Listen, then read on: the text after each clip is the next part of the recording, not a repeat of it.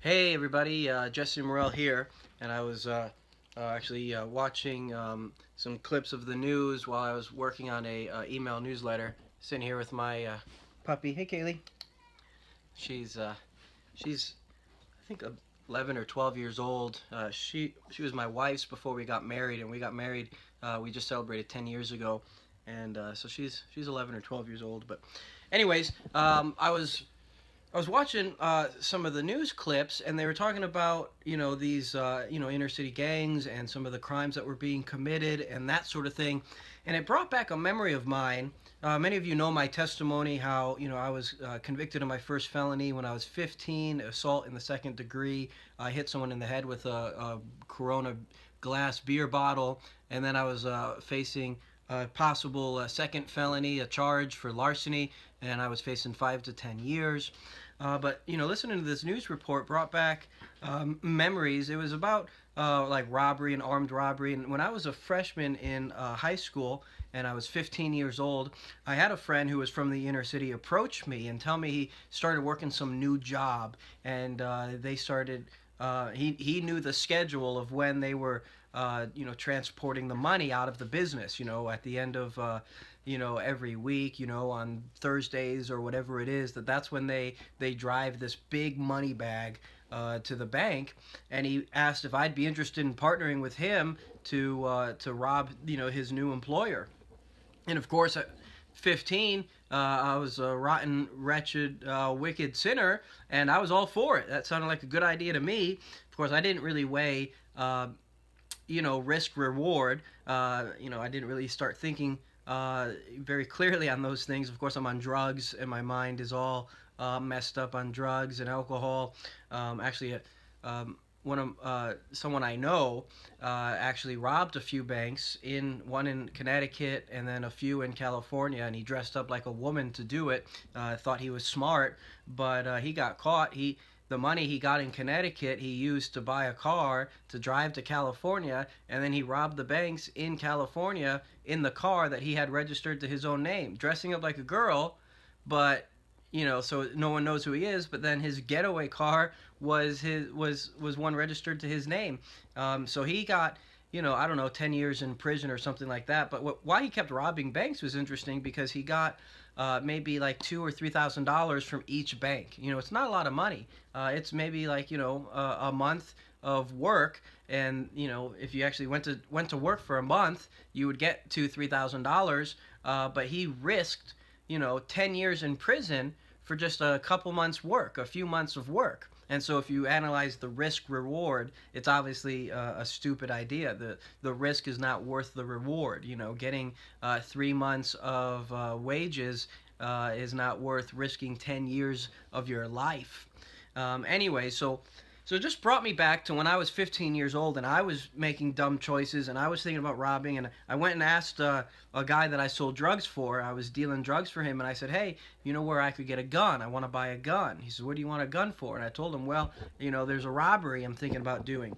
Well, he didn't hook me up with a gun. He thought I was just being a stupid kid, and I was. But my aspirations in life really were organized crime. I really wanted to just be a full-time criminal. I was already selling drugs for a couple years in my middle school and in my high school. I was making some money with that, but I wanted to get into the big leagues of drug smuggling and robberies, burglaries, and even murder if necessary. Because you watch these like mafia movies, and we idolize these mafia figures. These Hollywood mafia characters, and of course, the only reason they made movies about them, Casino is just one example, or Goodfellas is another example. The only reason they made a movie about them is because they got caught, they got busted, and eventually I realized this is stupid. Why am I idolizing these criminals who they ruin their life at the end of the movie?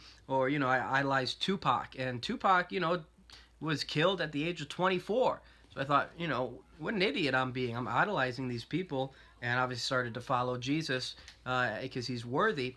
But it just, when I hear atheists say things like, if God is real, then why doesn't he prevent sin? And I don't know what they're talking about, because by saving my soul, God has prevented countless sins. You know, there was burglaries I would have committed. There's crimes and assaults I would have committed. There's probably murders that I would have committed. And by Jesus saving my soul, changing my heart, changing my mind, opening up my eyes, he's prevented countless sins. And I'm not the only one. He's done it for many other people. In fact, I really want to see God, save people specifically to prevent the sins that are in this world, because, sin hurts people. I see how sin has hurt my own family. And I got, cousins who are in jail. I got brothers and sisters who are always in and out of jail. I got a father who's always in and out of jail. I've seen just in my own family life how sin hurts people. And my primary reason for street preaching and evangelizing and preaching the gospel is to see sinners saved from sin. Hell, being saved from hell is great, but that's just like a byproduct. My primary concern is to see people get saved from sin. And it's obvious in God's estimation that sin is worse than hell. That's why God will punish sinners in hell to prevent them from spreading sin throughout the universe. God will put sinners in hell to prevent them from ruining the happiness of heaven and the holy people that are there. And so in God's mind, sin is worse than hell. And so, these atheists say these things, oh, if God is real, if God is good, why doesn't he prevent sin? It's like, what do you think he's been doing all this time? Going all the way back to Adam, he tried to, persuade Adam not to sin. He said, in the day that you eat, you will surely die.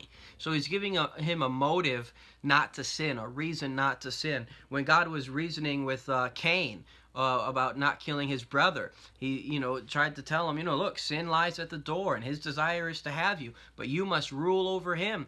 He said, why are you downcast? You've no reason to be downcast. If you do well, will it not be accepted of you? And so all throughout history, human history, God has been trying to prevent sin, and God has been preventing sin.